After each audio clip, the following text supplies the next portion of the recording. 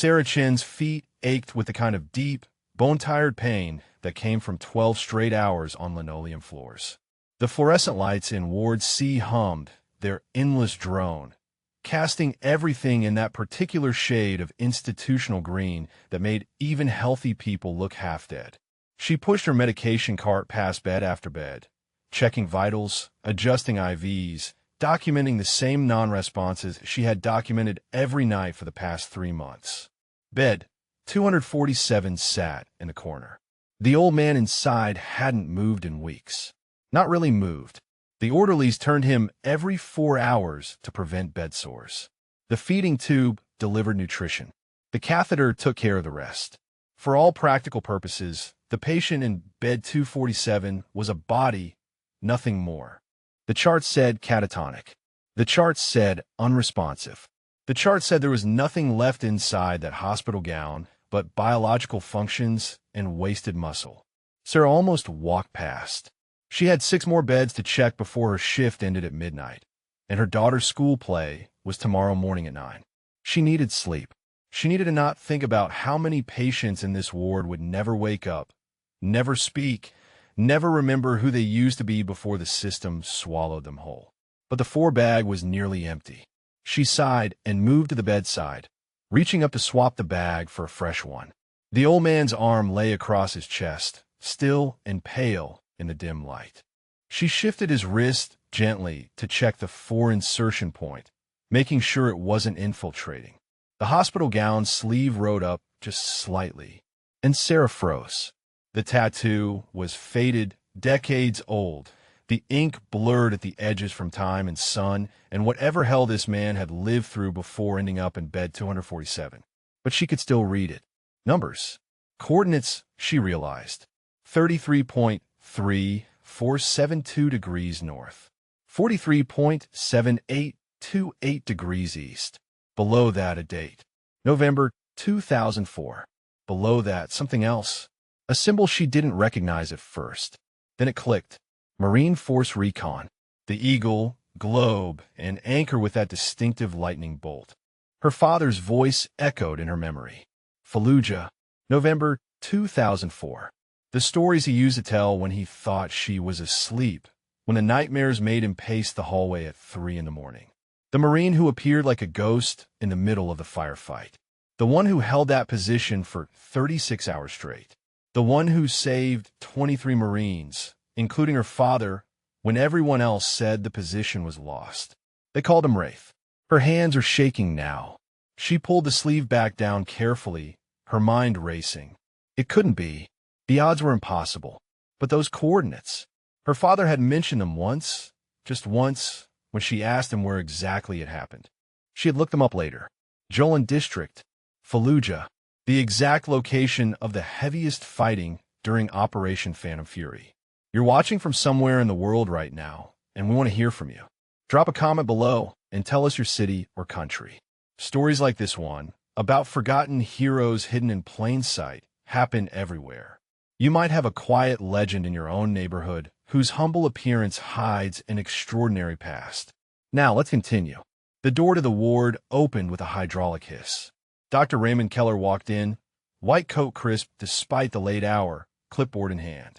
He was the attending psychiatrist for Ward C, the man whose signature appeared on every medication order, every treatment plan, every denial of family visitation requests. He glanced at Sarah with the kind of tired irritation that came from seeing the same nurse standing at the same bed night after night. "What are you doing, Shun?" His voice carried across the ward, loud enough to wake patients who could be woken. "Bed 247 is stable. Move along." Sarah didn't move. She was still staring at the old man's arm, at the place where the tattoo hid beneath the sleeve. "Doctor," she said quietly, "have you ever looked at this patient's intake records? Really looked at them?" Keller's jaw tightened. "The patient is catatonic. He has been unresponsive for 3 years. His diagnosis is clearly documented. What exactly are you questioning?" "His service record," Sarah said. She knew she was crossing a line. Nurses didn't question attending physicians, especially not at midnight, especially not about patients who had been institutionalized for years. But her father's voice wouldn't stop echoing in her head. "Wraith saved my life, Sarah. If I ever find him, I owe him everything. Did you pull his military records when he was admitted? Keller moved closer, and there was something dangerous in his eyes now. The patient made grandiose claims about military service when he was first committed. Delusional. It's all documented in his psychiatric evaluation. Half the men in this ward claim they were Navy SEALs or Delta Force or some other elite unit. It's a symptom of their psychosis. Sarah felt something cold settle in her chest. She looked down at the old man in bed 247. His face was slack, expressionless, the face of someone who had been medicated into silence. But she could see scars now, faint white lines along his jaw, his neck. Surgical scars. Shrapnel scars. The kind of scars that came from places where people tried very hard to kill you. Doctor, she said carefully, what if he wasn't lying? Keller's face went red. This conversation is over, Chun. Finish your rounds. And I'm documenting this interaction. If you continue to waste time questioning treatment plans that are well above your pay grade, we'll be having a very different conversation with HR.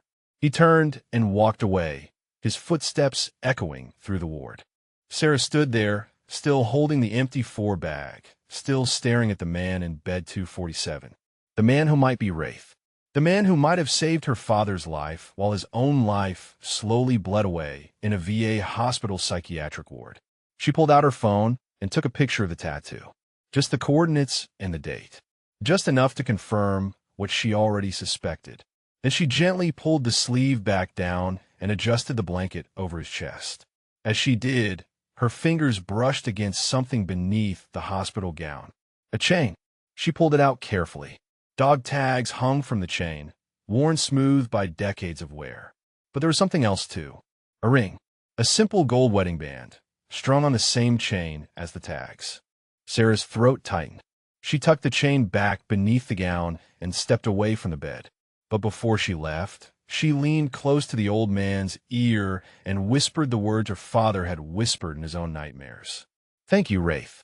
Thank you for bringing him home. The old man didn't move, didn't blink, didn't show any sign that he had heard. But deep in the psychiatric ward of a VA hospital, in a bed marked 247, something shifted. Not his body, not his face, but something deeper, something that had been silent for 3 long years. A memory stirred, a name, Elena, and the guilt that came with it. What Sarah didn't know, what Dr. Keller didn't know, what nobody in that entire hospital knew, was that in exactly 4 days, this silent man would speak his first words in 3 years. And those words would destroy a career, expose a system, and reunite 23 Marines with the ghost who saved their lives. But first, Sarah had to find proof. And proof meant pulling records that were buried deep. Records that someone had worked very hard to make disappear. Fallujah, Iraq, November 2004. The building had no roof anymore. 3 stories of concrete and rebar that had been someone's home before the city became a battlefield. Now it was just a position. Grid coordinates on a map. A place where Staff Sergeant Owen Castellano of 2nd Force Reconnaissance Company lay behind a Barrett M82 sniper rifle and watched 23 Marines try not to die. The insurgents had them pinned in a mosque 200 meters east. 3 RPG teams. Heavy machine gun positions in the windows. The Marines had gone in to clear the building and walked into an ambush. Their lieutenant was dead. Their comms were down. And the only thing keeping them alive was the ghost in the ruined building who put a .50 caliber round through anything that moved toward that mosque. Owen didn't think about the heat. Didn't think about the fact that he hadn't slept in 40 hours. Didn't think about the water running low or the ammunition count dropping with every shot. He thought about the 23 faces he had memorized during the briefing. 23 Marines who had families waiting. 23 lives that depended on his trigger finger and his ability to stay awake just a little bit longer. Hour 12. The insurgents tried to flank from the north. Owen put 3 rounds through a doorway and watched the attempt collapse. Hour 18. They brought up a technical with a mounted machine gun. Owen's shot went through the driver's skull before the truck, made it 50 meters. Hour 24. His hands were shaking from exhaustion. He missed a shot. Just one. But that one miss let an RPG team get close enough to fire. The rocket hit the mosque wall. Brick and dust exploded. Owen heard screaming through the broken radio. He didn't miss again. Hour 36. The relief column finally arrived. Armura de Vehículos. Air support.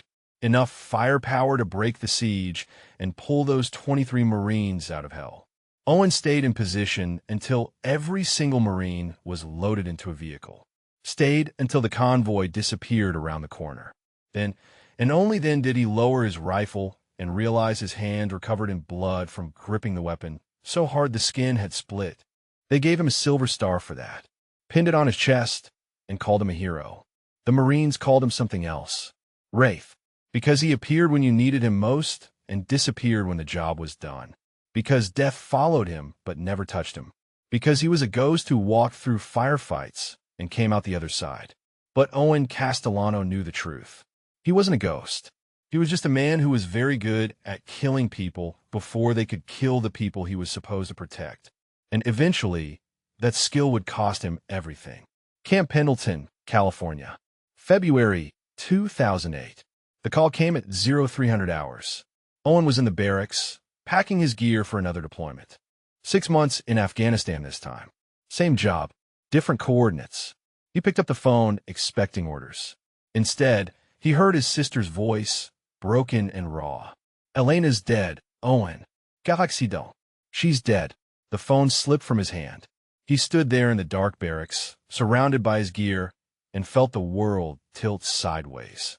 Elena, his wife, the woman who had waited through 3 deployments, the woman who wrote him letters every single day, the woman who said she understood when he re-enlisted, when he chose the Corps over coming home. He flew back for the funeral, stood at her graveside in his dress blues, and listened to the chaplain talk about God's plan and eternal rest. Her parents were there, her sister, friends from the hospital where Elena had worked as a pediatric nurse.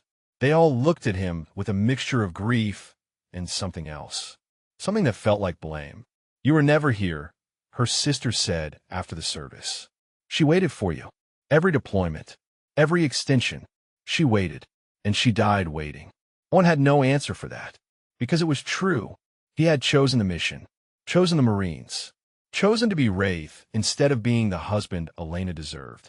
And now she was gone, and all his skills, all his training, all his ability to keep people alive in the worst places on Earth, none of it had saved the one person who mattered most. He went back to Pendleton, finished his enlistment, got out in 2009 with his medals and his scars and the growing certainty that he had traded the wrong things for the right reasons. Or maybe the right things for the wrong reasons. He couldn't tell anymore. For 2 years, he tried. He got a job as a security contractor, bought a small apartment in San Diego, went to the VA for the nightmares that made sleep impossible. But every morning when he woke up, Elena wasn't there. And every night when he came home, the apartment was empty. And slowly, quietly, Owen Castellano began to break. The breakdown came on a Tuesday. He was at the grocery store. A car backfired in the parking lot. Just a backfire. But Owen hit the ground, hand reaching for a weapon that wasn't there. Mind convinced he was back in Fallujah, back in that roofless building, back where the only thing that mattered was keeping 23 Marines alive. When he came back to himself, he was surrounded by concerned shoppers and a security guard talking into a radio. The shame was worse than the fear, worse than the flashback, because he saw in their eyes what he had become. Not a hero, not Wraith, just a broken veteran having a breakdown in a grocery store parking lot. The VA admitted him 3 days later. Post-traumatic stress disorder, they said. Severe depression, they said. Possibly delusional, they said. He told them about Fallujah, about the 36 hours, about the Marines he saved. They wrote it down in his chart and added another diagnosis. Grandiose delusions consistent with combat-related psychosis. They gave him medications. Strong ones. The kind that made thinking feel like swimming through mud. The kind that turned memories into fog. The kind that made it easier to just stop fighting and let the system decide what happened next. Owen stopped arguing after the first year. Stopped telling anyone about Force Recon or Fallujah or Wraith. The medications made it easier. The routine made it easier. Wake up. Take pills. Eat. Take more pills. Sleep. Repeat. Day after day. Week after week. Year after year. 3 years in Ward C. 3 years of silence. 3 years of pretending he couldn't hear the other veterans crying at night or the nurses discussing him like he was already dead. 3 years of lying still while they turned him and fed him and changed his catheter and never once asked if anyone was still home inside the medicated shell. But Owen was home. Trapped, yes. Silent, yes. But aware. Every single day, he recited the names in his head. 23 Marines. He remembered every face. Every name. It was the only thing that felt real anymore. The only proof that he had once been someone who mattered. He carried other memories, too. Elena's laugh. The way she used to read to him from whatever novel she was working through. The last phone call before the deployment that became his last deployment. Her voice saying, "I love you, Owen. Come home safe. Come home to me." He never did. And now, 3 years into his silence, lying in bed 247, Owen Castellano believed with absolute certainty that he didn't deserve to come home. Didn't deserve to speak. Didn't deserve anything except the fog and the routine and the slow fade into nothing. What he didn't know was that a nurse had just seen his tattoo. A nurse whose father was one of the 23. A nurse who was about to start asking questions that would crack the fog wide open and force Owen to decide whether he wanted to stay in the dark or step back into the light. Even if the light meant facing everything he had run from. Sarah Chun spent her lunch break in the hospital records room, scrolling through digital files on a computer that took 3 minutes just to load the patient database.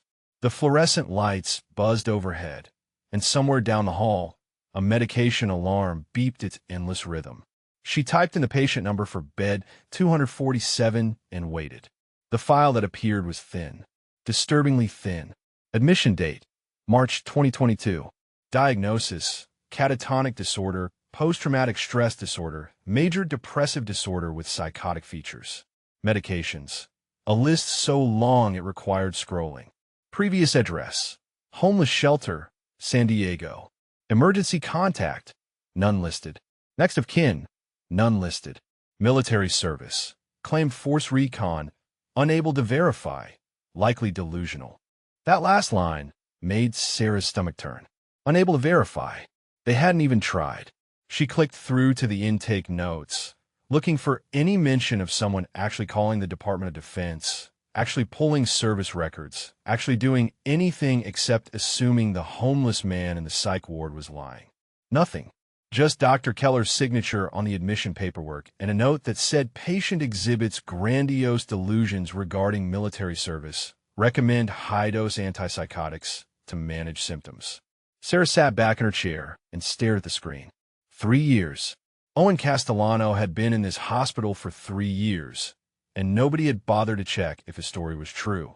Nobody had looked past the homeless appearance and the broken mind and asked whether maybe, just maybe, this man had actually done the things he claimed. She pulled out her phone and looked at the photograph she had taken of his tattoo. The coordinates were burned into her memory now. She had looked them up last night after her shift ended. Jolin District, Fallujah, November 2004. Operation Phantom Fury. The bloodiest urban combat the Marines had seen since Hughes City in Vietnam. Her father had been there. Corporal James Chun, 2nd Battalion, 1st Marines. He had come home with shrapnel scars and nightmares and a story he told only once about the Marine sniper who held a position for 36 hours and saved his entire unit. A sniper they called Wraith because he appeared when death was certain and made it uncertain again. Sarah closed the file and logged out. She needed to talk to someone. Someone who would understand what those coordinates meant. Someone who could help her prove that the silent man in bed 247 wasn't delusional at all. The rec room in Ward C smelled like burnt coffee and industrial cleaner. A dozen patients sat in plastic chairs, some watching television, some staring at walls, some mumbling to themselves in conversations only they could hear. Sarah found Eddie Ramos in his usual spot by the window, sketching in a worn notebook with a pencil stub. Eddie was 42, though he looked 60. Iraq had aged him. 2 tours in Ramadi as an army infantryman. 3 Purple Hearts. A traumatic brain injury that left him with seizures and memory gaps, and an honorable discharge that came with a one-way ticket to the VA system. He had been in Ward C for 8 months, not because he was dangerous, but because he had nowhere else to go. He looked up when Sarah approached, his dark eyes sharp despite the medications. "Nurse Chun, you look like someone who found something they weren't supposed to find." Sarah pulled up a chair and kept her voice low. "Eddie, you serve in Iraq. You know what Force Recon is, right?" Eddie's pencil stopped moving. His jaw tightened. "Yeah, I know what Force Recon is. Marine Special Operations. The guys who went in before everyone else. The guys who did the jobs nobody talked about." "Why?" "The patient in bed 247. Obin Castellano." Sarah glanced toward the hallway, making sure no one was listening. "He has a tattoo with coordinates. Fallujah, November 2004. Force Recon insignia. My father was in Fallujah. He told me about a Marine sniper who saved 23 men during Phantom Fury. They called him Wraith." Eddie set his notebook down carefully. His hands were shaking slightly, the tremor that came with the brain injury.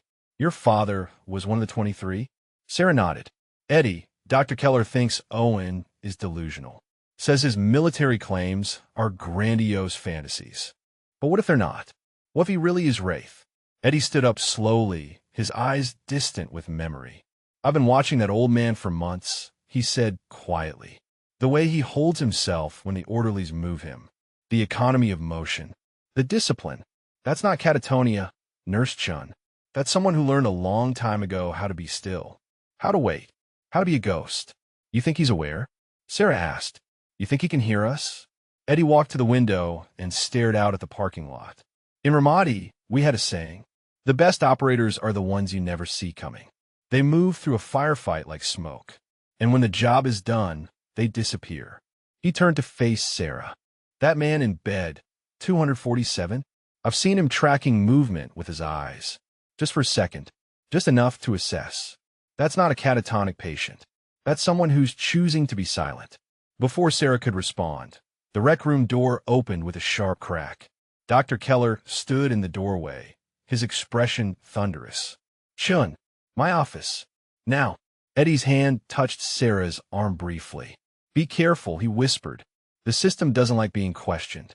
Sarah followed Dr. Keller down the hallway, past the nurse's station where her coworkers deliberately looked away, past the medication room with its locked cabinet of controlled substances, into an office that smelled like old coffee and the particular staleness of someone who spent too much time behind a desk.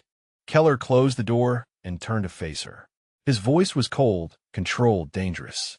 "I've been reviewing the security logs. You accessed patient files during your lunch break. Files that have nothing to do with your current assignments. I wanted to understand his history," Sarah said, keeping her voice steady. "His intake notes say his military service couldn't be verified, but they don't say anyone tried to verify it." Keller's face flushed red.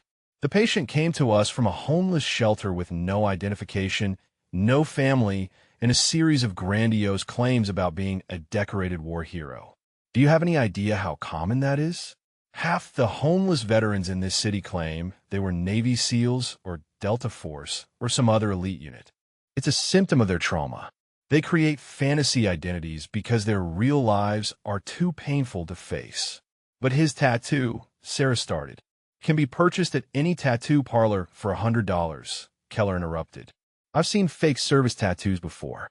I've seen homeless men wearing medals they bought at surplus stores.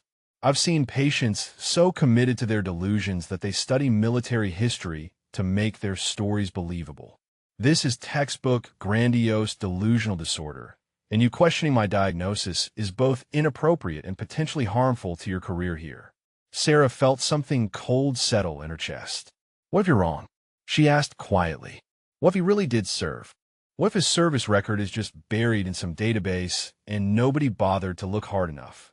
Keller leaned forward, his hands flat on his desk.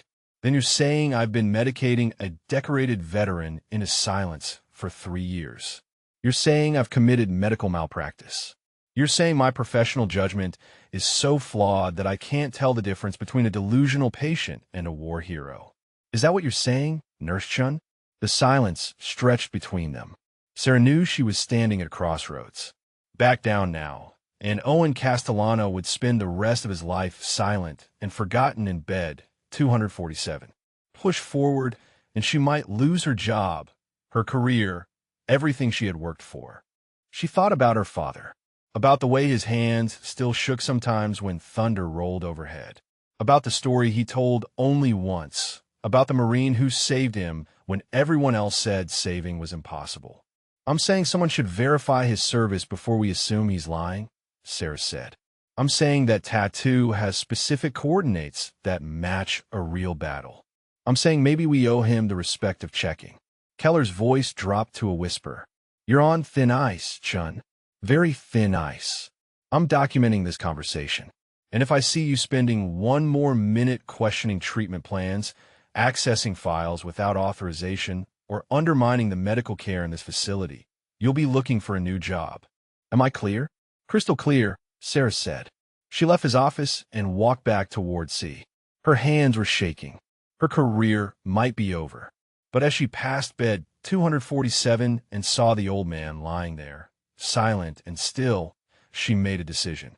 Someone had to fight for Owen Castellano. Someone had to prove that Wraith was real. And if that meant going over Keller's head, around the system, through every bureaucratic barrier the VA could throw at her, then that's exactly what she would do.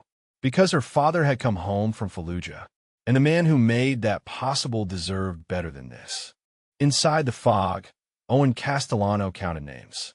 Martinez, Donovan, Rodriguez, Chun, Williams, O'Brien. 23 names. He recited them every day, every hour when the medications allowed him enough clarity to remember why counting mattered. 23 Marines who had walked out of that mosque in Fallujah because he had stayed awake in that ruined building and pulled the trigger 2,300 times over 36 hours. The fog made everything distant, made the hospital room feel like it was happening to someone else, made the hands that turned him and the tubes that fed him feel like they belonged to a stranger's body. But the names stayed sharp. The names were the only real thing left. He heard the nurse, the one who touched his tattoo, the one who whispered, "Thank you, Wraith." Her voice cut through the fog better than most sounds. It reminded him of Elena. Not the same voice, but the same kindness underneath. The same gentleness that he didn't deserve. Owen hadn't thought about Elena in months.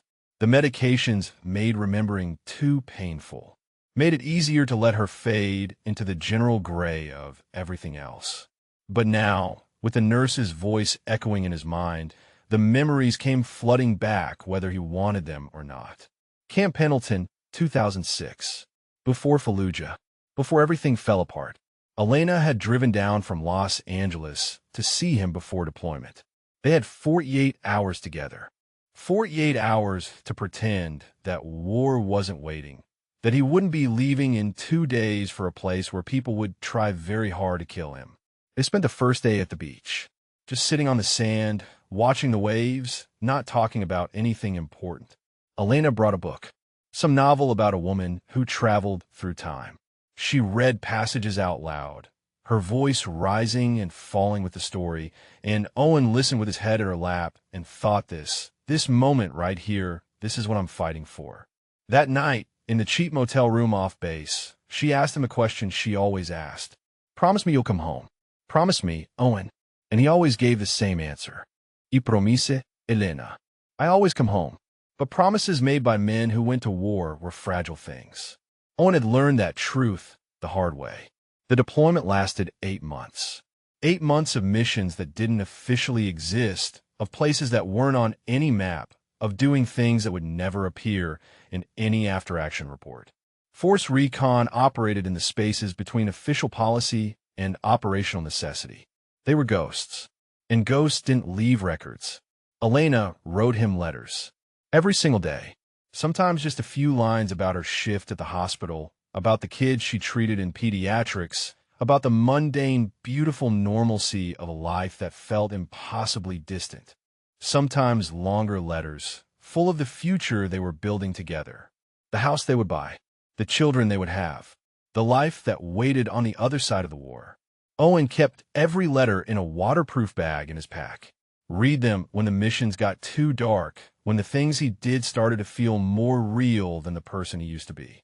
The letters reminded him that Owen Castellano existed somewhere beyond the call sign Wraith, that someone was waiting for the man, not the ghost. He came home in 2007, decorated, promoted, offered another deployment immediately. Elena met him at the airport wearing the blue dress he loved, and for exactly 10 seconds, everything felt possible again. Then he saw the way she looked at him, the way her smile didn't quite reach her eyes, the way she touched his face like she was checking to make sure he was real. And Owen realized that 8 months had changed both of them. He had learned new ways to kill. She had learned new ways to wait. They had 6 months together before the next deployment. 6 months where Owen tried to be the man who had made promises on a beach in Pendleton. But the nightmares came every night. The hypervigilance made grocery stores feel like combat zones. The training that kept him alive overseas made civilian life feel like a poorly fitted costume. Elena never complained, never asked him to talk about what happened over there. Just held him when the nightmares woke him at 3 in the morning, read to him from her novels when sleep wouldn't come, and reminded him with every touch that she loved the man underneath the scars. The call for the next deployment came in January 2008. Another 8 months. Another series of missions that would never exist on paper. Owen almost said no. Almost told them he was done, that he had given enough, that he wanted to build the life Elena kept writing about in her letters. But 23 Marines were heading to Fallujah, and they needed someone who could make impossible shots from impossible distances. Someone who could be a ghost when death was certain. They needed Wraith. Elena drove him to the airport. She didn't cry, didn't ask him not to go, just kissed him goodbye and whispered the same words she always whispered. "Come home to me, Owen. Promise me you'll come home." "I promise," he said. It was the last promise he would ever make to her. Because 2 weeks into the deployment, while Owen was in that roofless building holding a position for 36 hours, Elena was driving home from her shift at the hospital. A drunk driver ran a red light on Pacific Coast Highway. The impact killed her instantly. They didn't tell Owen for 3 days. Operational security. The mission came first. Keep the sniper focused. Keep Wraith in position. Tell him after the Marines are safe. By the time Owen got the call, Elena had already been buried. Her parents had arranged the funeral without him. Her sister had cleaned out their apartment and put his things in storage. The life they were building together had been dismantled and packed away while Owen was 7,000 miles away doing the job he had promised to do. He finished the deployment, came home to nothing. No wife, no apartment, no future that looked anything like the one in Elena's letters. Just medals and commendations and the growing certainty that he had traded the wrong things for the right reasons. The guilt came slowly at first, then all at once. Every letter he had kept, every promise he had made, every moment he chose the mission over being the husband Elena deserved. It accumulated like scar tissue, layer upon layer, until Owen couldn't breathe under the weight of it. She had waited for him, through every deployment, every mission, every month of silence. And he had left her alone, over and over again, until finally she died alone too, while he was being a hero, while he was saving 23 lives that weren't hers. The breakdown took 2 years to complete. 2 years of trying to function, trying to work, try to live in a world where Elena's voice no longer existed. 2 years of the nightmares getting worse, the guilt getting heavier, the certainty that he didn't deserve to keep living when she didn't get to live at all. The VA had given him medications, therapy, support groups, but none of it touched the core truth Owen carried. He had made promises he couldn't keep. He had saved strangers and lost the one person who mattered. And no amount of medals or honor or gratitude from the 23 Marines would ever balance that equation. So when the catatonia came, when the medications finally pushed him past the point where fighting made sense, Owen let go. He stopped arguing, stopped explaining, stopped being anything except a body in a bed that the system could process and medicate and eventually forget. In the fog, it was easier. in the silence. He didn't have to face the truth that Elena had died waiting for a man who chose being Wraith over being her husband.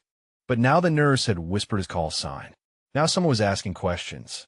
Now the fog was cracking, and Owen could feel something shifting in the gray distance. He didn't want to come back. Didn't want to face what coming back would mean. Didn't want to be Owen Castellano again, with all the guilt and grief and broken promises that name carried. But deep in the medicated silence, beneath 3 years of fog, a tiny spark of something stirred. Not hope. Hope was too strong a word. But maybe something close to it. Maybe someone remembering mattered. Maybe being seen, even in the darkness, counted for something. Maybe the 23 names he recited every day meant that some part of him was still worth saving. Or maybe it just meant the fog was finally lifting, and Owen would have to decide whether he wanted to face the light or sink deeper into the comfortable gray, where Elena's ghost couldn't find him and the guilt couldn't quite reach. Dr. Patricia Morrison was 34 years old, fresh out of her psychiatry residency, and already exhausted by the VA system. She had taken a position in Ward C because she believed she could make a difference. 3 months in, she was learning that the system didn't want difference. It wanted compliance. Sarah found her in the staff break room at 6 in the morning, before the day's shift officially started. Dr. Morrison was staring at a patient file with the kind of focused intensity that meant something was wrong. Dr. Morrison? Sarah kept her voice low. Can I talk to you about a patient? Morrison looked up, her dark eyes sharp behind wire-rimmed glasses. If this is about the patient in bed 247, I already know. She gestured to the file spread across the break room table. I've been reviewing Owen Castellano's records all night, and I have questions. Sarah felt something unclench in her chest. You see it too? Morrison nodded slowly. His intake evaluation is incomplete. No family contact attempted. No military record verification. No attempt to corroborate his service claims before diagnosing him as delusional. She tapped the file with one finger. Dr. Keller signed off on all of this. And I want to know why a man claiming Force Recon service was medicated into silence without anyone checking if his story was true. Sarah pulled out her phone and showed Morrison the photograph of Owen's tattoo. My father was in Fallujah, November 2004. He told me about a Marine sniper who saved 23 men. They called him Wraith. Morrison stared at the photograph. Then she pulled out her laptop and started typing. Within seconds, she had pulled up military records databases, historical archives, after-action reports from Operation Phantom Fury. Her fingers flew across the keyboard, cross-referencing coordinates, dates, unit designations. These coordinates, Morrison said quietly, are real. Jolin District, the heaviest fighting during Phantom Fury. And according to this after-action report, there was a Force Recon element providing overwatch during the battle. She turned the laptop screen towards Sarah. Look at this. Sarah leaned in. The document was heavily redacted, black bars covering names and specific operational details. But she could read enough. Marine sniper element. 36-hour engagement. 23 Marines extracted. Enemy Kia estimated at 47. Sniper performance deemed exceptional under extreme conditions. No names, Sarah said. They redacted all the names. Morrison nodded. Special operations. Half of what they do never makes it into official records. But this proves the operation happened. This proves someone did exactly what Owen Castellano claims he did. She closed the laptop. Now we need to prove he's the one who did it. Before Sarah could respond, the break room door opened. Dr. Keller stood in the doorway, his expression thunderous. Dr. Morrison, Nurse Chun, I need to see both of you in my office immediately. They followed him down the hallway in silence. Sarah's heart was pounding. She could feel her career hanging by a thread. But Morrison walked with her shoulders back, her jaw set, like someone preparing for a fight she had no intention of losing. Keller's office felt smaller with 3 people in it. He closed the door and turned to face them, his voice tight with barely controlled anger. I've been informed that you accessed classified military databases last night, Dr. Morrison, without authorization, without clearance. and apparently in support of Nurse Chen's completely inappropriate fixation on a patient whose treatment plan is not your concern. Morrison's voice was calm, professional, and absolutely unyielding. I accessed publicly available after-action reports from the Iraq War. No clasification. No security clearance required. I was conducting due diligence on a patient whose diagnosis I find questionable. Keller's face flushed red. You've been here 3 months. I've been treating psychiatric patients for 20 years. You don't get to question my diagnoses. I'm questioning the lack of due diligence. Morrison shot back. Owen Castellano claims specific military service. He has a tattoo with verifiable coordinates from a real battle. And according to his intake notes, nobody bothered to check if any of it was true before pumping him full of antipsychotics and declaring him delusional. Because I've seen this pattern hundreds of times, Keller said. Homeless veterans creating fantasy identities, claiming they were heroes when they were clerks, claiming medals they never earned.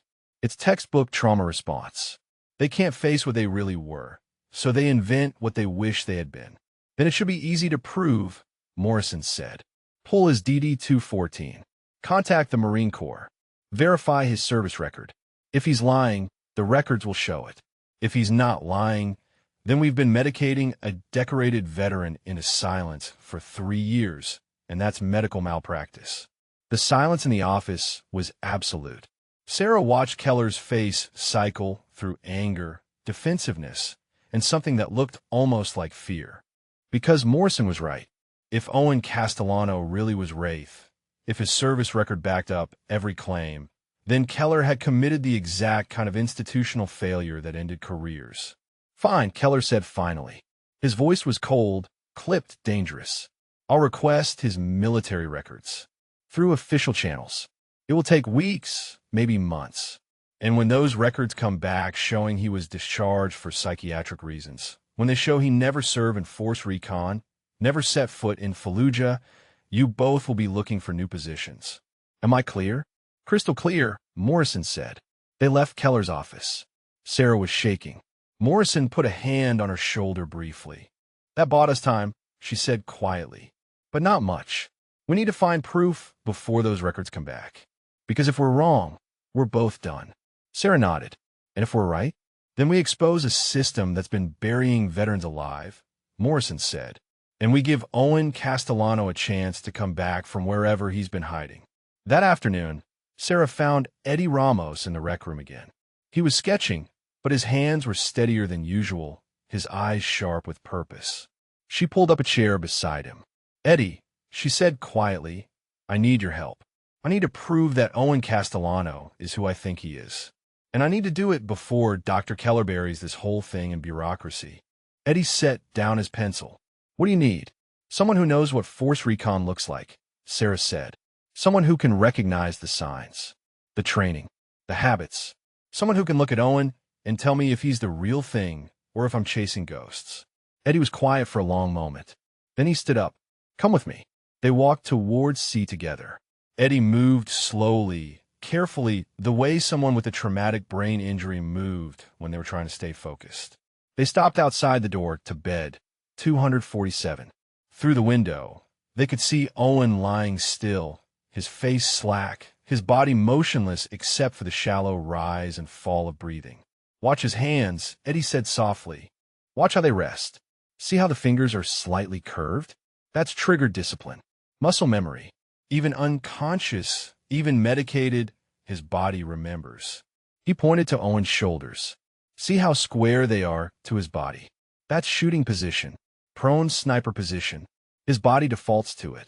Sarah stared through the window, seeing what Eddie was pointing out. Details she had missed before. The way Owen's jaw was set, even in apparent unconsciousness. The way his head was angled, like he was still scanning sectors. The precision in every line of his body. That's not catatonia, Eddie said. That's a man who learned to be absolutely still while watching for targets. That's someone who spent so long in sniper hides that being motionless became second nature. He turned to look at Sarah. I don't know if he's Wraith, but I know he's force recon. I bet my life on it. Sarah felt tears burning her eyes. "Thank you," she whispered. Eddie nodded. "Now I need to wake him up, because that man in there is drowning in medications and guilt and whatever demons drove him to stop fighting. And the only way to prove he's Wraith is to get him to speak, to recite those coordinates himself, to tell his own story." "How?" Sarah asked. "How do I reach someone who's been silent for 3 years?" Eddie looked back through the window at Owen. "You remind him why he fought in the first place. You remind him about the 23. He paused. "And you tell him that one of the 23 is looking for him. Has been looking for him since Fallujah, because ghosts might disappear, but the people they saved never forget." Sarah's breath caught. Her father. Eddie was right. If anyone could reach Owen, if anyone could break through 3 years of silence and medication and guilt, it was the voice of someone he had saved. She pulled out her phone and dialed a number she knew by heart. Her father answered on the second ring. "Dad," Sarah said, her voice shaking. "I need you to come to the hospital. I think I found him. I think I found Wraith." James Chun arrived at the VA hospital 2 hours later.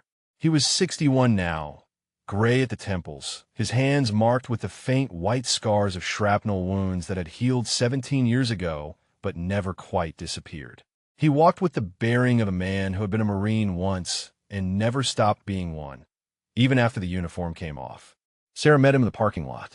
She hadn't seen her father cry since her mother's funeral 10 years ago.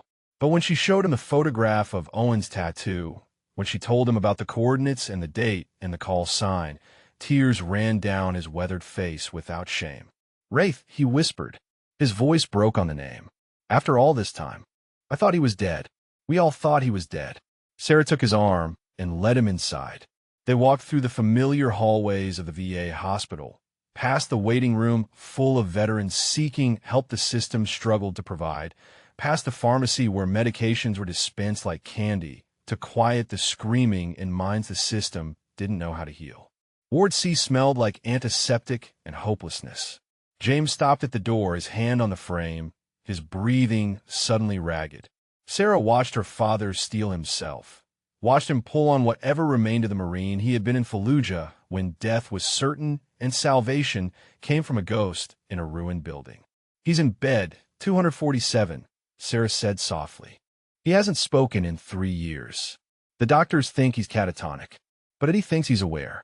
Eddie thinks he's choosing silence." James nodded slowly. Force recon operators were trained to be ghosts, to disappear, to become invisible when the mission required it. Maybe staying silent is the last mission he knows how to complete. They walked to bed, 247 together. Owen lay exactly as he had lain every day for 3 years. Still, silent, his face expressionless beneath the fluorescent lights. But when James Chin stepped into his line of sight, something changed. Something so subtle Sarah almost missed it. Owen's eyes tracked movement. Just for a second. Just enough. James pulled up a chair and sat down heavily beside the bed. He stared at Owen's face, searching for the man he remembered from 17 years ago. The sniper who had kept him alive through 36 hours of hell. The ghost who had appeared when hope was gone. "Staff Sergeant Castellano," James said quietly. His voice carried the respect of one Marine addressing another. "I don't know if you can hear me. I don't know if you remember Fallujah. But I need you to know something. I need you to know that I made a home. Because of you, I made a home." Owen didn't move, didn't blink. But Sarah, standing at the foot of the bed, saw it. A tear, just one, rolling slowly down Owen's cheek. James saw it too. His hand reached out and gripped Owen's shoulder gently. 23 of us walked into that mosque, he continued. We thought it was cleared. We thought it was safe. Then the RPGs came through the windows, and we were pinned down, and our LT was dead, and we couldn't call for help because our comms were shredded. He paused, his voice thick with memory. We were going to die in that mosque. All of us knew it. We could hear them coming, getting closer, setting up for the final push. Sarah watched her father's face as he spoke. Watched him return to that day in Fallujah when he was 23 years old and certain he would never see 24. Then the insurgents started dying, James said. 1 shot, 2 shots, 3. Every time they tried to move on our position, someone dropped. We didn't know where it was coming from. Didn't know who was protecting us. Just knew that someone was between us and death. And that someone wasn't missing.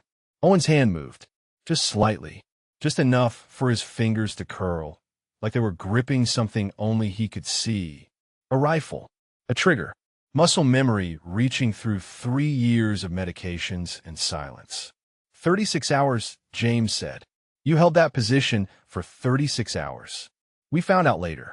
Found out about the sniper in the ruined building 200 meters out. Found out about Wraith, the ghost who saved 23 Marines and then disappeared before anyone could thank him. James leaned closer. His voice dropped to a whisper. I came home, staff sergeant. Got married. Had a daughter. She became a nurse. Works right here in this hospital. You saved my life, and because of that, I got to live all these years. Got to see my daughter grow up.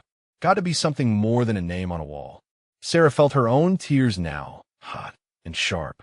She had never heard her father talk about Fallujah. Never heard him speak about the day he thought he would die.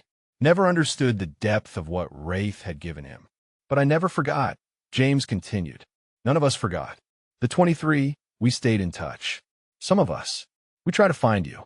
Try to track down the Marine who saved us. But Force Recon records are sealed. Classified. And you disappeared like you were never there. Like you really were a ghost. Owen's breathing changed. Became less regular. Less controlled. Like something inside was cracking. James reached into his pocket and pulled out a photograph. It was worn, creased, faded from years of being carried. He held it up so Owen could see. 23 Marines. Young faces. Standing in front of a mosque in Fallujah. Alive because one man in a ruined building decided their lives mattered more than sleep or safety or survival. This is us, James said. 2 weeks after you pulled us out. We took this picture because we wanted to remember. Want to prove we made it. He pointed to faces in the photograph. Martinez opened a restaurant in Texas. Donovan became a cop in Chicago. Rodriguez teaches history at a high school in Arizona. O'Brien has 4 kids now. Williams runs a construction company. Every single one of us made a home. Every single one of us got to live because you were willing to stay awake. Sarah saw it now. Saw the facade cracking. Saw Owen's face, so carefully blank for 3 years, beginning to show emotion. Pain. Grief. Something that looked like hope fighting with something that looked like despair. And we've been looking for you, James said. His voice broke completely now, because we wanted to say thank you. We wanted you to know that those 36 hours mattered. That you mattered. That the life you gave us, we didn't waste it. We lived, Staff Sergeant. We lived hard and we lived well, and we never forgot the ghost who made it possible. Owen's eyes closed. The tears came faster now. Not just one. A flood. 3 years of silence breaking apart. James stood up and came to attention. His hand rose in a perfect salute. Crisp. Precise. The salute of a Marine honoring another Marine. Thank you, Staff Sergeant Castellano. For my life. For my daughter. For every moment I got to live because you were willing to hold that position. Thank you. And then, so quietly Sarah almost missed it. Owen's lips moved. No sound. Just the shape of words forming after 3 years of silence. But Sarah could read them. Could see what her father's words had pulled from the depths of Owen's grief. Still here. Still trying. The words Owen had recited to himself every day for 3 years. The mantra that kept him counting the names. The promise to the 23 that even drowning in guilt and medications and the belief that he didn't deserve to live, some part of him was still fighting. Eddie appeared in the doorway. He took one look at the scene and understood. He stepped inside and came to attention beside James. Another Marine. Another witness. Another piece of proof that Owen Castellano wasn't delusional, wasn't grandiose, wasn't lying. Behind them, Dr. Morrison stood in the hallway with her laptop open. And behind her, face pale and stricken, Dr. Keller watched as everything he had assumed about the patient in bed 247 crumbled into dust. Sarah moved to Owen's bedside. She took his hand gently, the hand that had pulled a trigger 2,300 times to keep her father alive. The hand that carried scars and calluses and the physical memory of being Wraith. Welcome back, Staff Sergeant, she whispered. Welcome back. Dr. Morrison made the call that night. Not to the Department of Defense.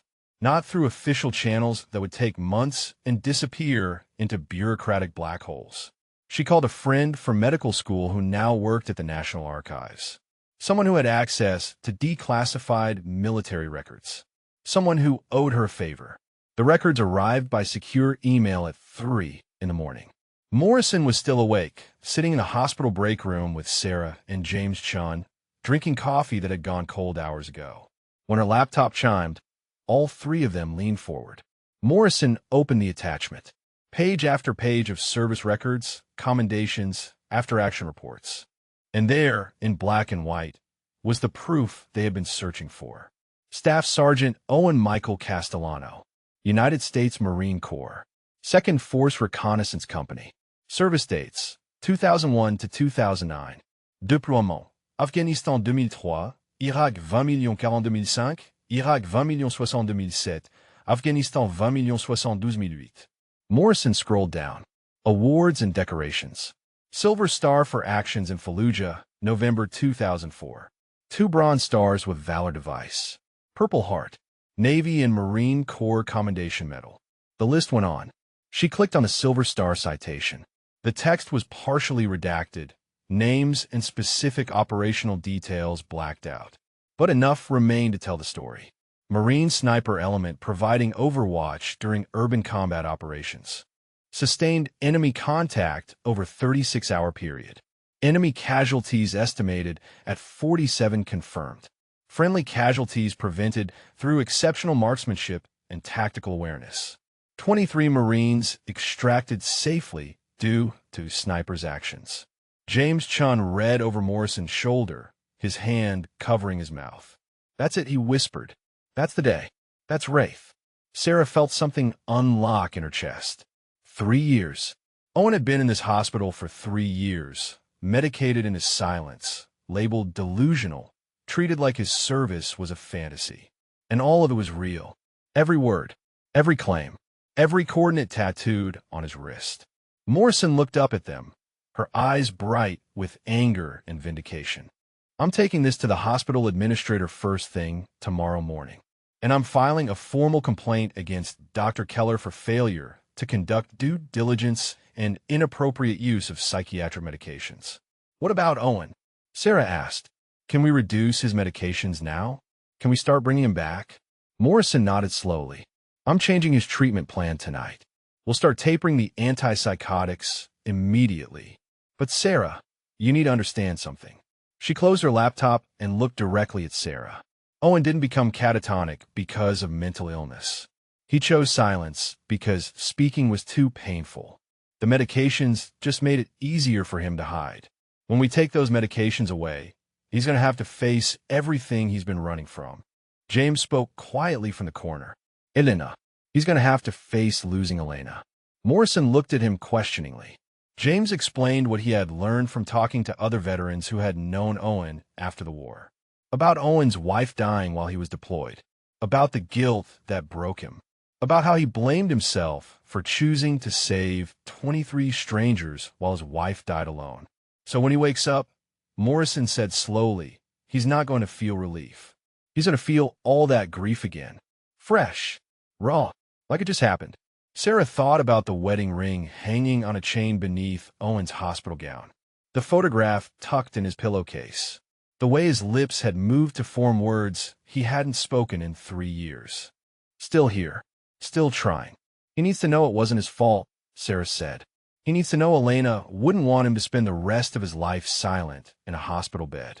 He needs to know the 23 lives he saved matter. That they count for something.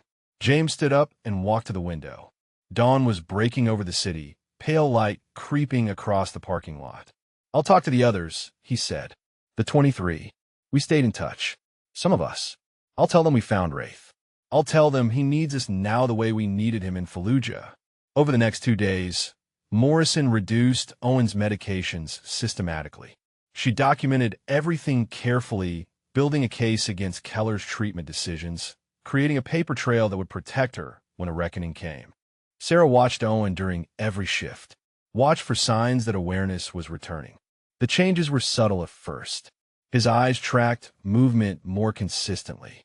His fingers curled and uncurled like he was working through muscle stiffness. His breathing became less regular, less mechanically controlled. Eddie visited twice a day. He would pull up a chair beside Owen's bed and talk. Not about the war, not about trauma or hospitals or the system that had failed them both. Just talk. About the weather. About the terrible coffee in the break room. About the sketch he was working on. Simple words. Human connection.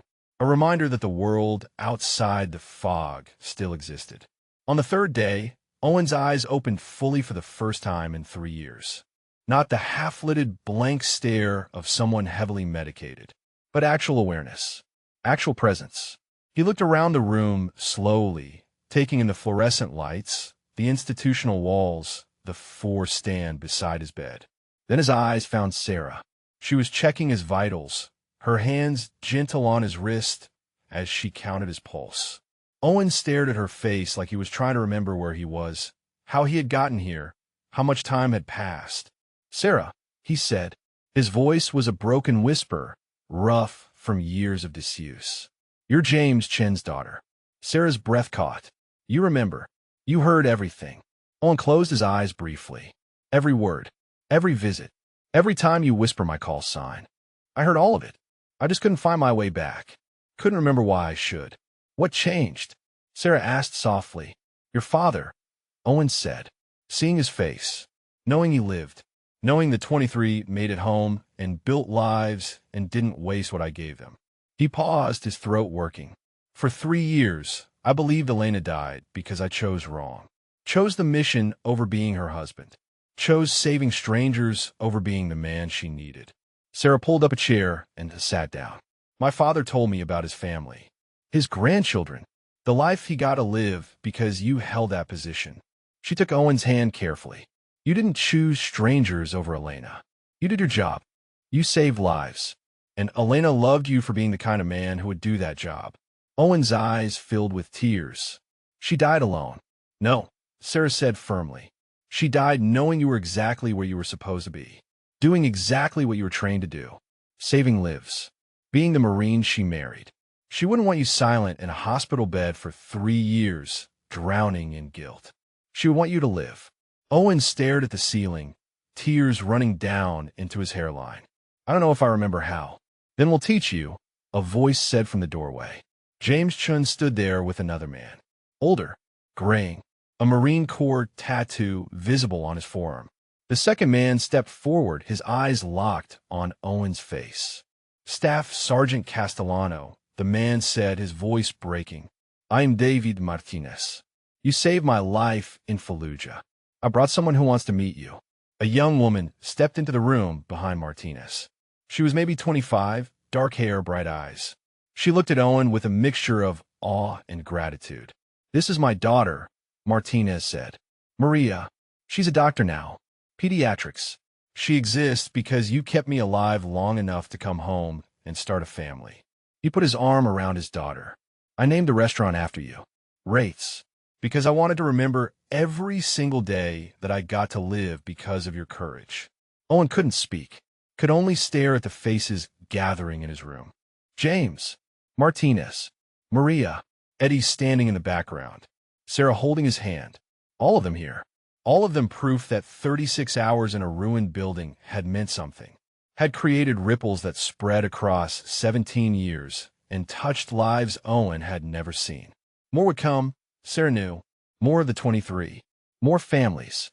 More proof that Owen's life mattered, that his service counted, that the guilt he carried could be balanced against the good he had created. But first, Owen had to choose. Had to decide whether he wanted to step back into the light or sink back into the comfortable darkness where the pain couldn't quite reach. Sarah watched him struggle with that choice. Watched him look at each face in the room. Watched him touch the wedding ring hanging on the chain around his neck. "Elena would want this," Sarah whispered. "She would want you to live." Owen's hand closed around the ring. And slowly, with effort that seemed to cost him everything, he nodded. "All right," he whispered. "All right. I'll try." The hospital administrator's name was Colonel Vincent Torres, retired. He had served 30 years in the Marine Corps before taking the position at the VA hospital, and he had seen enough bureaucratic failures to recognize one when it landed on his desk at 7 in the morning. Dr. Morrison sat across from him, her laptop open, Owen's service records displayed on the screen. Beside her sat James Chun and David Martinez, both wearing their dress blues.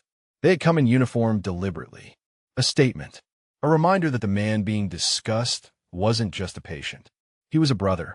Colonel Torres read through the Silver Star citation slowly. Then he read it again. When he looked up, his face was carved from stone. 3 years, he said quietly. This Marine has been in our psychiatric ward for 3 years, medicated into silence, while his service record sat in a database that nobody bothered to check. Dr. Keller claimed the patient was delusional, Morrison said. Claimed his military service was a grandiose fantasy. He never requested verification from the Department of Defense. Never contacted the Marine Corps.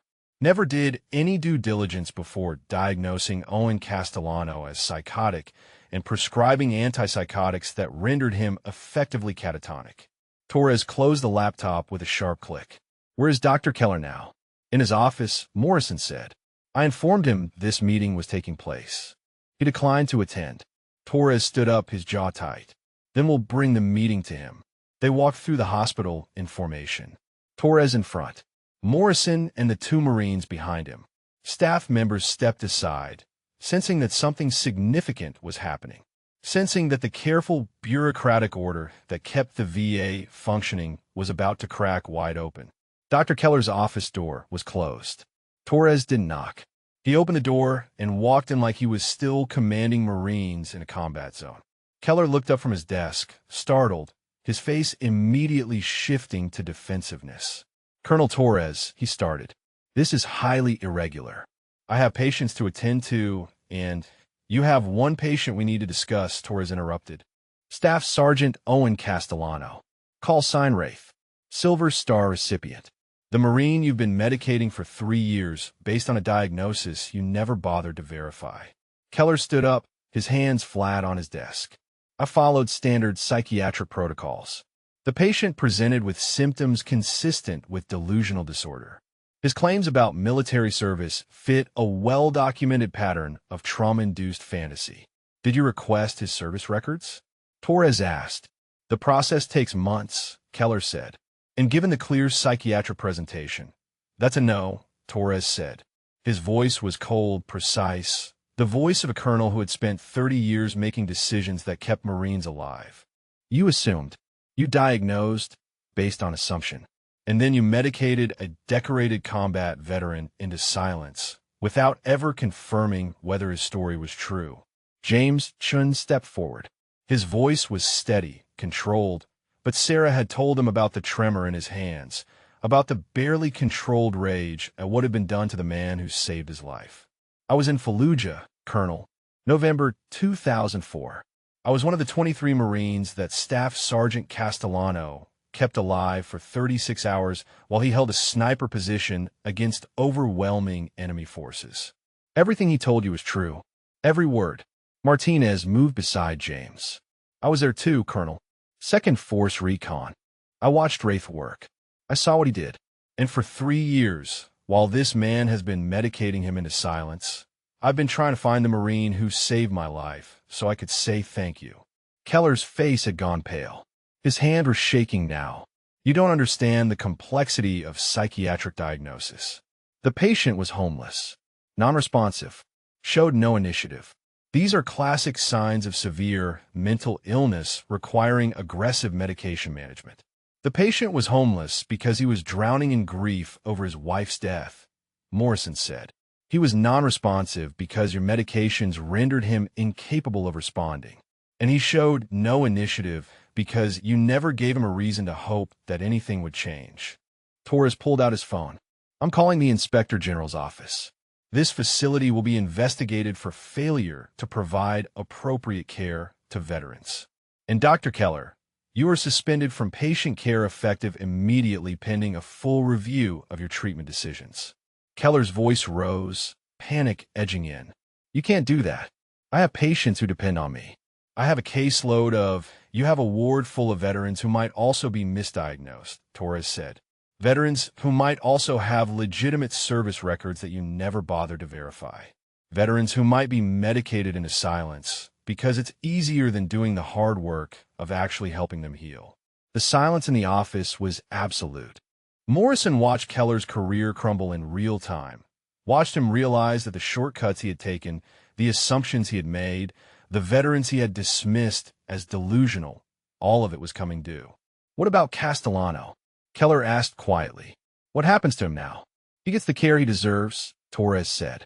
Real psychiatric care. Trauma therapy from someone who understands combat veterans. Not medication management designed to keep him quiet and compliant. He paused, and he gets an apology. From his facility. From you. From everyone who failed him.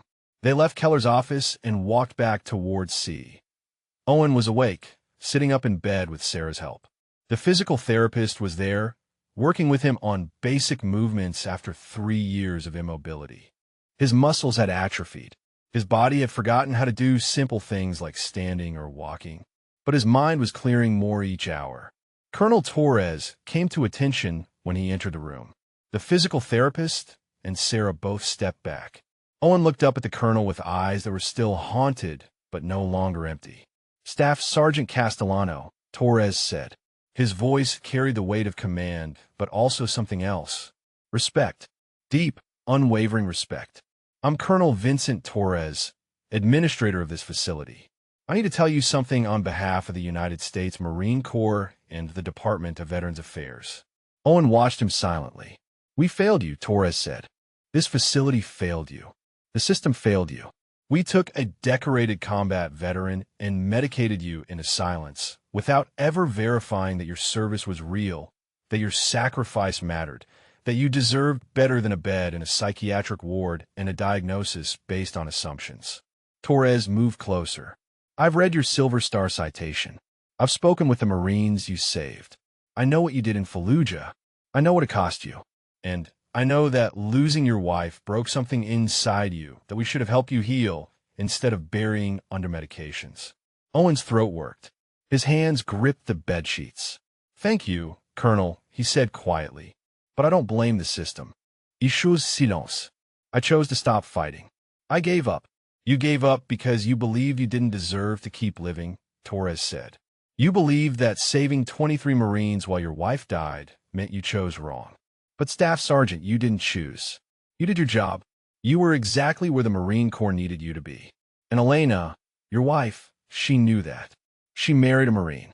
She knew what that meant. Owen closed his eyes. Tears ran down his face. James stepped forward. Staff Sergeant, the 23 of us, we've been talking. We want to help. We want to be there for you the way you were there for us. Martinez nodded. My restaurant. Wraiths. I want you to work there when you're ready. Not because you need a job, because I need you to see what your courage created. I need you to see my daughter serving tables, my grandchildren playing in the back office. I need you to see the life that exists because you held that position. Owen opened his eyes and looked at each of them. At Torres, standing at attention. At James and Martinez in their dress blues.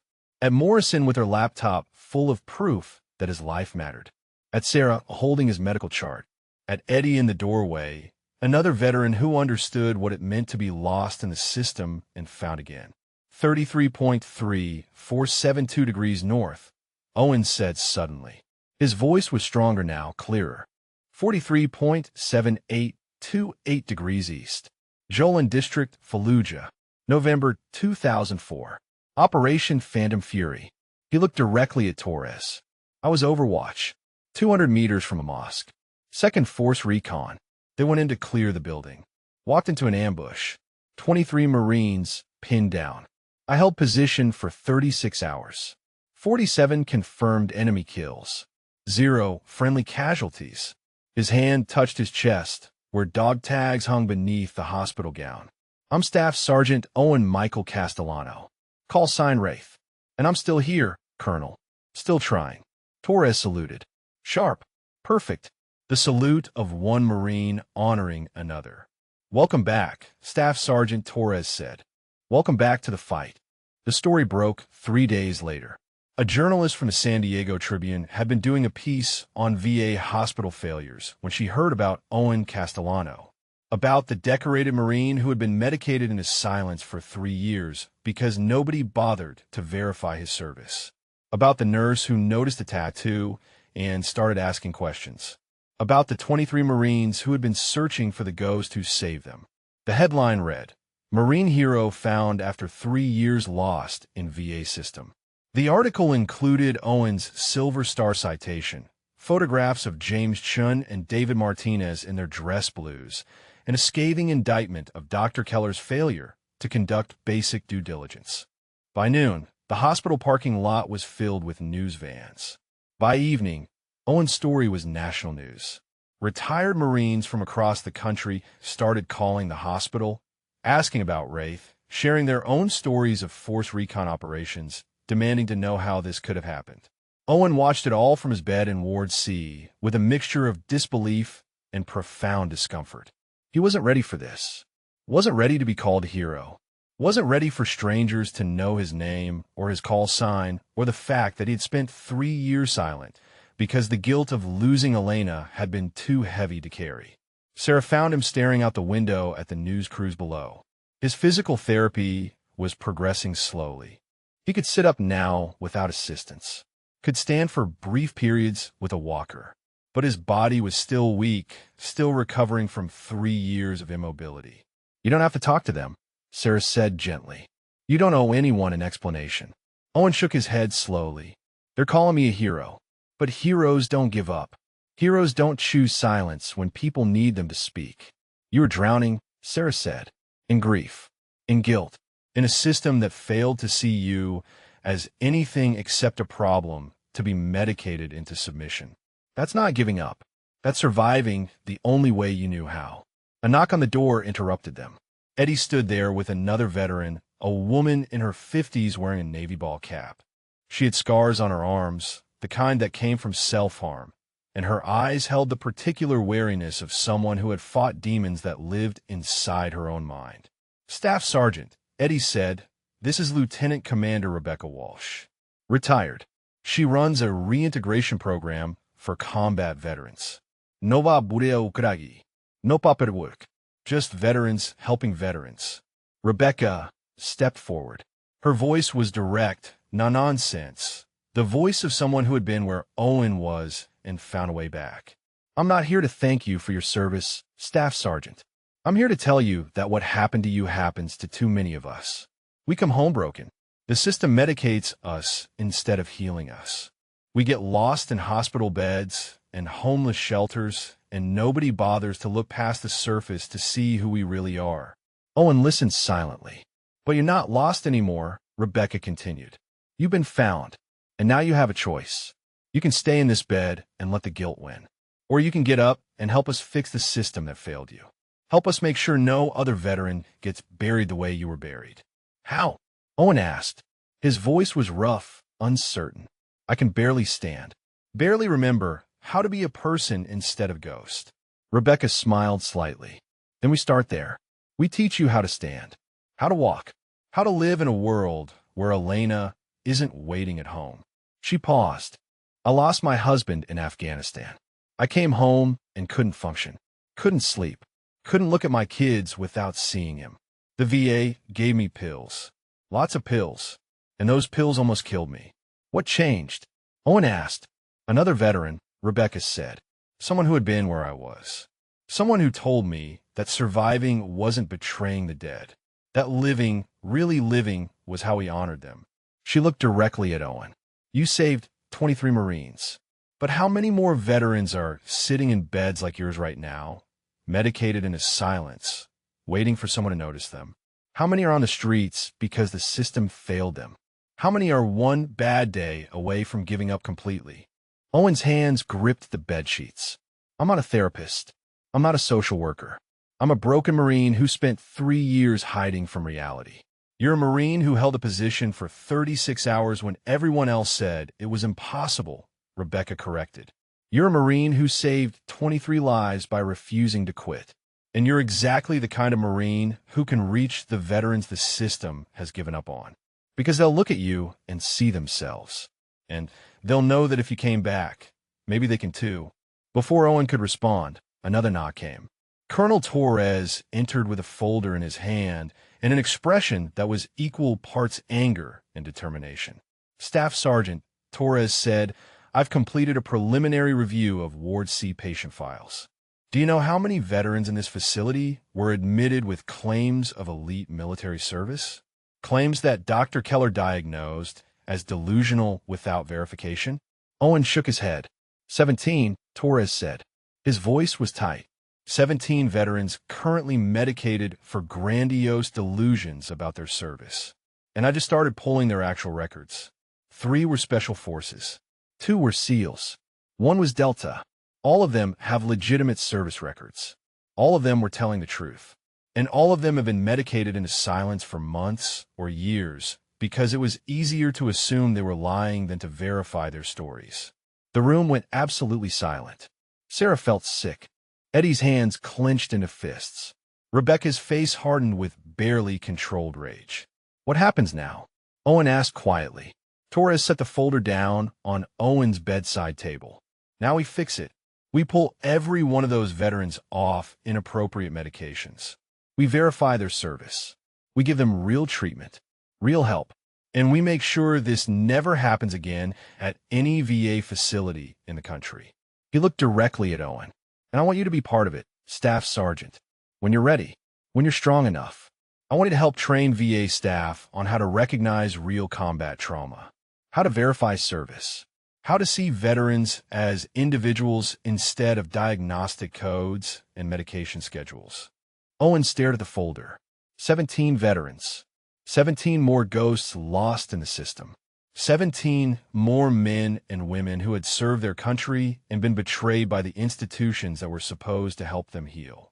He thought about Elena, about the promise he had made to come home, about how he had kept that promise to the 23 Marines in Fallujah but failed to keep it to the woman who loved him, about 3 years of silence, of guilt, of believing he didn't deserve to live.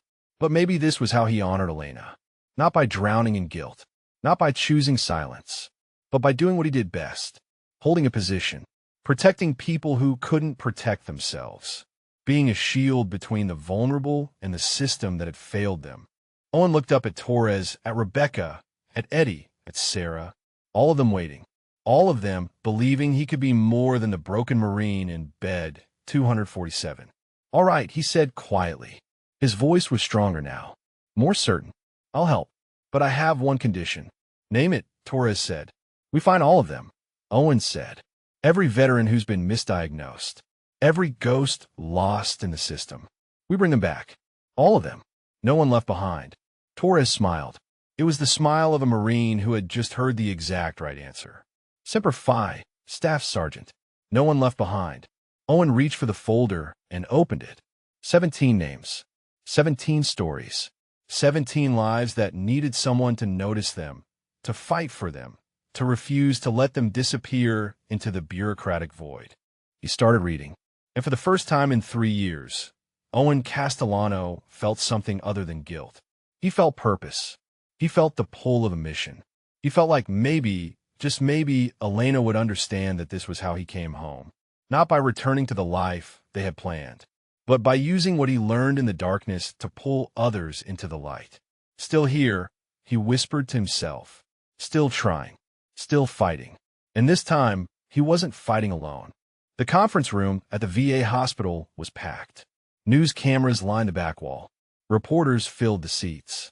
And at the front table sat Owen Castellano, flanked by Colonel Torres and a lawyer from the Veterans Legal Defense Fund. Owen wore his dress blues for the first time in 9 years. The uniform still fit, though it hung a bit loose on his frame after 3 years of atrophy. His silver star was pinned above his left breast pocket. His ribbons told a story of service and sacrifice that the cameras captured in detail. But it was his face that held everyone's attention. Weathered, scarred, and finally, after 3 years of medicated silence, fully present. The press conference had been Torres's idea, a public accounting of what had happened, a transparency that the VA system typically avoided. But Torres was done with avoiding, done with bureaucratic cover-ups. Done with pretending that institutional failures didn't cost real lives. Owen cleared his throat. The microphone picked up the sound, amplified it through speakers. He had spent the last week preparing for this moment with Rebecca's help, learning how to speak again, not just physically but emotionally, learning how to tell his story without drowning in the shame of having needed 3 years to find his way back. "My name is Staff Sergeant Owen Michael Castellano," he began. His voice was steady, measured, the voice of someone giving testimony. "United States Marine Corps, 2nd Force Reconnaissance Company. Call sign Wraith." He paused and looked directly at the cameras. "For 3 years, I was a patient in Ward C of this VA hospital. I was diagnosed as catatonic, delusional. My claims of military service were deemed grandiose fantasies. I was medicated with antipsychotics that rendered me effectively non-responsive. And during those 3 years, not one person verified whether my service record was real." A murmur ran through the room. Owen continued. "In November 2004, I was deployed to Fallujah, Iraq during Operation Phantom Fury. I was assigned Overwatch for a clearing operation. 23 Marines went into a mosque that intelligence said was empty. It wasn't. They walked into an ambush. Their lieutenant was killed. Their communications were destroyed. And they were pinned down with no way to call for help." Owen's hands rested flat on the table, precisely positioned, the way they had rested on his rifle stock 17 years ago. "I held a sniper position for 36 hours. I engaged 47 enemy combatants. 0 friendly casualties. All 23 Marines made it home alive." He looked at James Chun, sitting in the front row in his dress blues. One of those Marines was Corporal James Chun. He went home, got married, had a daughter. That daughter became a nurse. And 3 years ago, that nurse noticed a tattoo on my wrist while I lay silent in a hospital bed. She saw coordinates, a date, and she started asking questions that nobody else had bothered to ask. Sarah sat beside her father, tears streaming down her face. Owen gave her a small nod. "I ended up in that hospital bed because I was broken," Owen continued. "Not by combat, not by the things I saw or did in Fallujah or Afghanistan or any other place the Marine Corps sent me. I was broken by grief. My wife Elena died while I was deployed. She died in a car accident while I was in that sniper position, saving 23 lives. And I spent years believing I had chosen wrong. Chosen the mission over being the husband she deserved." His voice caught slightly, but he pushed through. "When I got out of the Marines, I couldn't function, couldn't sleep, couldn't look at our empty apartment without seeing her ghost. The VA gave me medications, therapy, support groups, but nothing touched the guilt. Nothing made me feel like I deserved to keep living when Elena didn't get to live at all. Owen took a breath. So I stopped fighting. I let the medications take over. Issues silence. And the system, instead of questioning why a veteran would choose silence, instead of verifying whether my military service was real, medicated me into a state that looked like catatonia and called a treatment." Colonel Torres leaned forward to his own microphone. "Since Staff Sergeant Castellano's case came to light, we have conducted a comprehensive review of psychiatric diagnoses in this facility. We have identified 17 additional veterans who were diagnosed with delusional disorder based on claims of elite military service, claims that were never verified. We have now confirmed that all 17 served exactly as they claimed. Special Forces, SEALs, Delta Force, Force Recon, all of them real, all of them telling the truth, and all of them were medicated instead of helped." The room erupted, reporters shouting questions, cameras flashing. Torres raised a hand for silence. "Dr. Raymond Keller has been terminated from this facility," Torres continued. "An investigation by the Inspector General's office is ongoing, and I have personally contacted the families of all 17 misdiagnosed veterans to begin the process of proper treatment and, where appropriate, compensation for the failures they endured." A reporter stood up. "Staff Sergeant Castellano, what do you want people to understand about what happened to you?" Owen looked at the reporter, then at the cameras, then at the room full of people who would take his words and spread them across the country. "I want people to understand that veterans aren't problems to be managed. We're human beings who gave everything to serve this country. Some of us came home broken. Some of us struggle with grief and guilt and trauma that civilians can't understand. And when we reach out for help, when we tell you our stories, you have an obligation to verify before you dismiss, to listen before you medicate, to see us as individuals before you reduce us to diagnostic codes. He paused. I also want people to understand that healing is possible, that coming back from the darkness is possible, but it requires a system that cares more about helping veterans than managing them. It requires people like Sarah Chun who notice when something isn't right and refuse to look away. It requires other veterans like Rebecca Walsh who build programs outside the VA bureaucracy because they know the system fails too many of us. Another reporter called out, "What happens now for you, Staff Sergeant?" Owen glanced at Rebecca, sitting beside Eddie in the third row. "Now I do what I was trained to do. I hold a position. But instead of protecting Marines in Fallujah, I protect veterans who are lost in a system that doesn't see them. I work with Colonel Torres to train VA staff on proper verification procedures. I work with Rebecca's reintegration program to help other veterans find their way back. And I honor Elena's memory by living, really living, not just surviving in silence." He stood up slowly, his body still weak but gaining strength daily. The room stood with him. James Chin saluted, then Martinez, then every veteran in the room, active duty and retired, a sea of hands rising to foreheads in respect and solidarity. Owen returned the salute. Sharp, precise, the salute of a Marine who had finally come home. The press conference ended.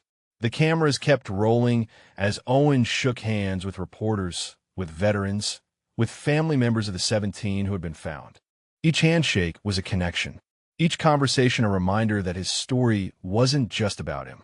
It was about every veteran who had slipped through the cracks, every ghost the system had failed to see. Sarah approached him as the crowd began to thin. "You did it," she said quietly. "You told the truth. You made them see." Owen looked down at her, this nurse who had refused to walk past his bed, who had noticed a tattoo and asked questions that saved his life. "Thank you," he said, "for seeing me when I couldn't see myself, for fighting when I had given up fighting, for reminding me that Elena would want me to live. She would be proud of you," Sarah said, "for what you're doing now, for the lives you're going to save." Owen touched the wedding ring hanging on a chain beneath his dress blues. "I hope so," he whispered. "God, I hope so." Eddie joined them, his sketch pad under his arm. He opened it and showed Owen the drawing he had been working on for weeks. A sniper in a ruined building, 23 Marines in a mosque, and between them, connecting them, a thread of light that looked like hope or purpose or the refusal to let death win. "This is how I see you," Eddie said, "not as the broken Marine in bed 247, as Wraith, as the ghost who saves people, who refuses to let them die alone." Owen stared at the drawing. Then he pulled Eddie into a brief, fierce embrace. "We save each other," he said. "All of us. That's how this works." And for the first time since Elena died, Owen Castellano believed it. Believed that saving others could coexist with honoring her memory. Believed that being Wraith didn't mean choosing between the mission and the people he loved. Believed that coming home wasn't about returning to the past. It was about building something new from the wreckage. The 17 veterans sat in a circle in the hospital's largest conference room. Some were in wheelchairs, some used walkers. All of them were in various stages of emerging from the fog of inappropriate medications. And at the center of the circle sat Owen Castellano, no longer a patient, but a guide through the darkness they all knew too well. "This is Marcus Webb," Colonel Torres said, introducing the first veteran. "Army Special Forces. 2 tours in Afghanistan." His intake notes said he claimed to be Green Beret. Dr. Keller diagnosed him as delusional. His actual DD-214 confirms he served with 5th Special Forces Group and earned a Bronze Star for valor. Marcus was 48, his hands trembling from medication withdrawal, his eyes still clouded but clearing. He looked at Owen like a drowning man looking at a lifeline. "How did you do it?" Marcus asked, his voice hoarse. "How did you come back?" Owen leaned forward. "I didn't do it alone. I had people who refused to give up on me. People who saw past the silence and the medications to who I really was. Now we're going to be those people for you. One by one, Torres introduced them. Sarah Mitchell, Navy SEAL, the only woman to complete BUD/S in her class, diagnosed as delusional when she described Hell Week. Thomas Rivera, Marine Force Recon like Owen, diagnosed when he talked about operations in Helmand Province. Kevin Okafor, Delta Force, whose claims of classified missions were dismissed as grandiose fantasies even though his service record, once pulled, showed 3 combat infantry badges and deployments to 17 countries. Each introduction was a validation. Each service record a vindication. Each veteran another ghost found and named and pulled back into the light. Rebecca Walsh stood at the front of the room with a whiteboard. "This is day 1 of reintegration," she said. "Not recovery, not rehabilitation. Reintegration, because you're not broken. You're warriors who the system failed to recognize. And we're going to teach you how to function in a world that doesn't understand what you sacrificed." She wrote 3 words on the board: purpose, community, healing. Purpose first, Rebecca continued. Every one of you served with distinction. You had missions, objectives, clear reasons to get up every morning. That doesn't end just because you're out of uniform. We're going to help you find new missions, new ways to serve. Owen spoke up. "For me, the mission is this." He gestured to the circle, making sure no other veteran gets lost the way we were lost. Training VA staff to verify service before they diagnose. Building a database of elite unit members so claims can be checked in hours, not months. Sarah Mitchell, the former SEAL, raised her hand. Her voice was weak but determined. "I want to help train female recruits. Show them what's possible. Be visible so the next woman who completes BUD/S doesn't get dismissed as delusional when she talks about her service." "Community second," Rebecca said. "The VA failed you, but we don't have to fail each other. This group, these 17 warriors, you understand each other in ways civilians never will. You're going to meet twice a week. Support each other. Hold each other accountable. Remind each other that living isn't betraying the ones we lost." Tomas Rivera spoke quietly. "I lost my entire fire team in San Jin. For men, I was the only survivor. The guilt made me stop talking. Made me believe I didn't deserve to keep living when they didn't." Owen met his eyes across the circle. "I held a position for 36 hours to save 23 Marines. But I couldn't save my wife. She died in a car accident while I was deployed. For years, I believed saving those Marines meant choosing wrong. Choosing strangers over the woman I loved." The room was absolutely silent. "But here's what I learned," Owen continued. "Elena didn't die because I made the wrong choice. She died because drunk drivers exist and tragedy doesn't care about fairness. And the 23 Marines I saved, they went home and built lives. Had children, created families, made the world better because they were still in it. That mattered. That counted, even if it couldn't balance the equation of losing Elena." He looked at Thomas. "Your fire team died in combat. You survived. That wasn't a choice. That was war. And the fact that you're still here, still fighting to live, that honors them more than drowning in guilt ever could." Thomas's face crumpled. He bent forward, shoulders shaking with sobs he had held back for years. Marcus reached over and gripped his shoulder. Sarah Mitchell moved her wheelchair closer.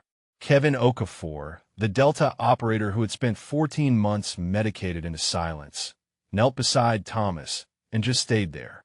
Present, witnessing, understanding. "This is community," Rebecca said softly. "This is what the VA couldn't give you. This is veterans who know the darkness, who've lived in it, who refuse to let each other sink back into it." The meeting lasted 3 hours. They went around the circle, each veteran telling their story. Each account of service. Each path to the hospital. Each moment when the system failed them by dismissing their truth as delusion. When it ended, Owen found himself surrounded. Veterans wanting to shake his hand, to thank him, to tell him that knowing someone else had come back from the silence gave them hope that they could too. Colonel Torres Puldowenazid. The Department of Defense wants to meet with you. They're creating a task force to review psychiatric care at all VA facilities nationwide. They want your input, your testimony. Owen nodded slowly. Whatever helps. Whatever prevents this from happening again. James Chun appeared with a box under his arm. The 23 took up a collection, he said, opening the box. Inside was a shadow box, the kind used to display military memorabilia. Owen's silver star was mounted at the center, surrounded by 23 photographs. 23 Marines. Young faces from Fallujah. Older faces from now. Lives lived. Families built. Futures created. Below the photographs, an engraved plaque read, Staff Sergeant Owen Castellano. Call sign Wraith. For holding the line when hope was lost. For saving 23 lives. For showing us all what it means to refuse to quit. Semper Fidelis. Owen took the shadow box with hands that shook. This is too much, he whispered. James shook his head. It's not enough. It will never be enough. But it's what we have. Our gratitude. Our respect. Our refusal to let you disappear again. David Martinez stepped forward with his daughter Maria. We're hosting a dinner at the restaurant next month. All 23 of us. Our families. Our children. We want you there, Staff Sergeant. We want you to see what your courage created. We want you to know that Elena would be proud. That the lives you saved built something beautiful. Owen looked at Maria, the pediatrician who existed because her father came home from Fallujah. Because Wraith held a position for 36 hours. Because one Marine refused to let 23 others die. I'll be there, Owen said. That night, Sarah found Owen in the hospital chapel. It was empty, quiet, just flickering candles and wooden pews worn smooth by decades of prayers. Owen sat in the front row, the shadow box on his lap, staring at the cross on the wall. Sarah sat beside him. You don't have to be here anymore, you know. You've been discharged. You have a place to stay with Rebecca's program. You can leave. Owen nodded. I know, but I needed to say goodbye to something first. He reached beneath his shirt and pulled out the chain with his wedding ring. He held it up, watching the gold band catch the candlelight. For 3 years, I carried this ring as proof that I failed. Proof that I chose wrong. Proof that I didn't deserve to keep living. He was quiet for a long moment. Then he continued. But Elena didn't give me this ring to carry as punishment. She gave it to me as a promise. A promise that we loved each other. That we would face whatever came together. And keeping that promise doesn't mean drowning in guilt. It means living. Really living. Building something good from the wreckage. Owen took the ring off the chain and slipped it onto his finger. Right hand now, not left. A different kind of promise. A promise to honor Elena by being present. By helping others. By refusing to waste the life she would have wanted him to live. Sarah took his hand gently. She would be proud of you.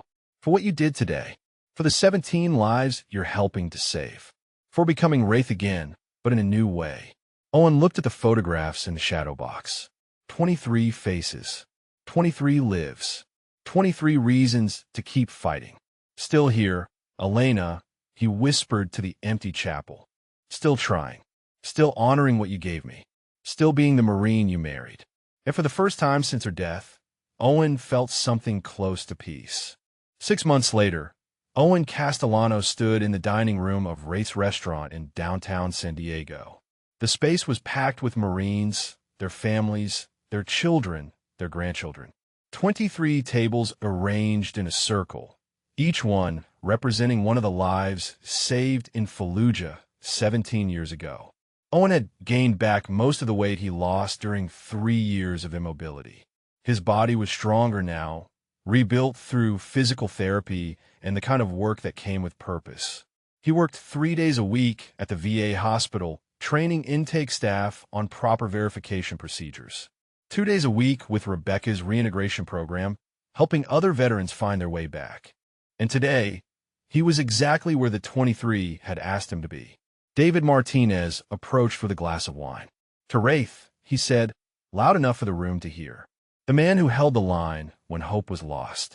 The man who came back from his own darkness to pull others into the light. The man who reminds us all that living with purpose is how we honor those we've lost. The room erupted in applause. Owen felt his throat tighten.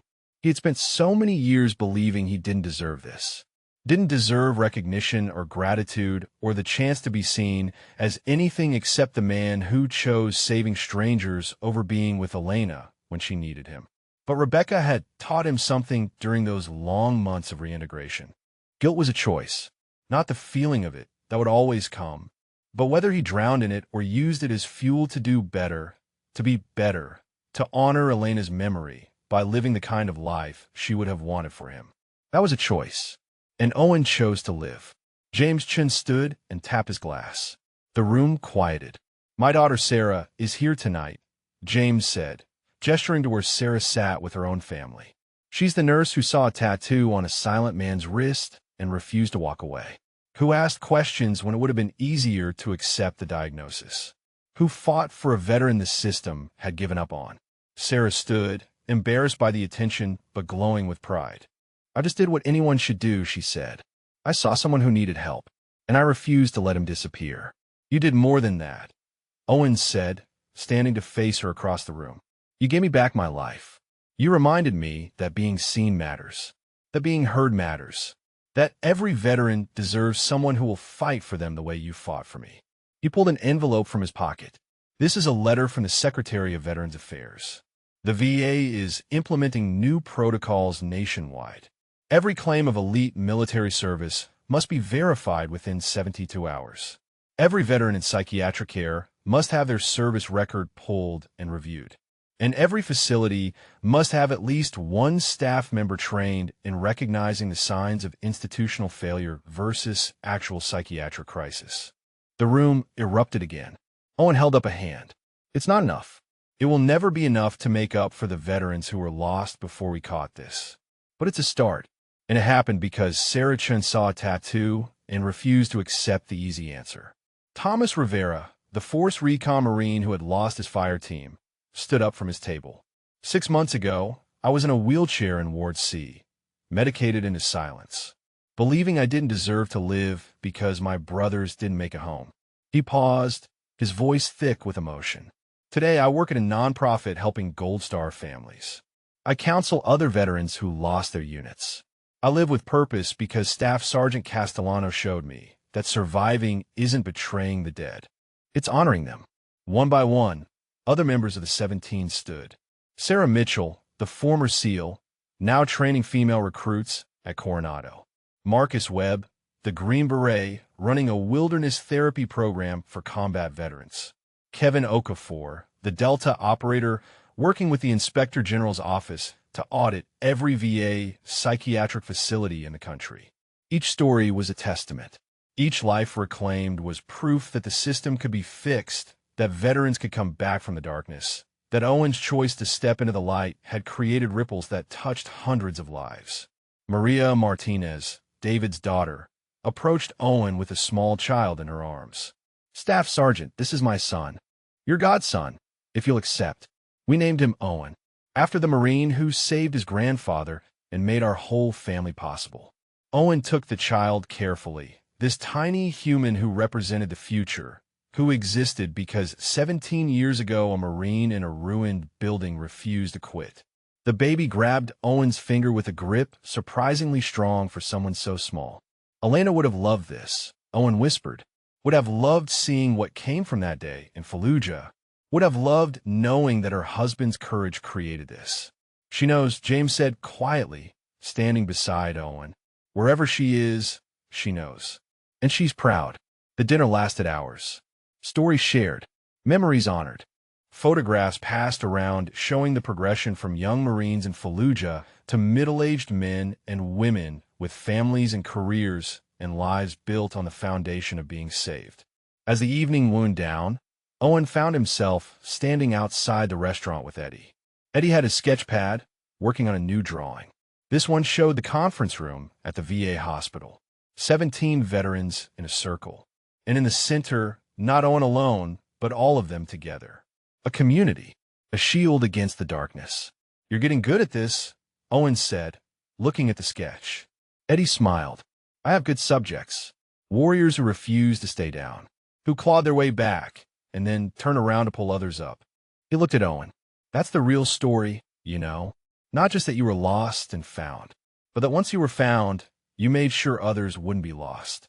Owen thought about the 72-hour verification rule, about the 17 veterans who were now living instead of existing, about the hundreds more across the country who would be helped by the new protocols, about the task force that was auditing every VA facility, looking for more ghosts lost in the bureaucratic machinery. Still here, Owen said softly. Still trying. Still fighting, Eddie added.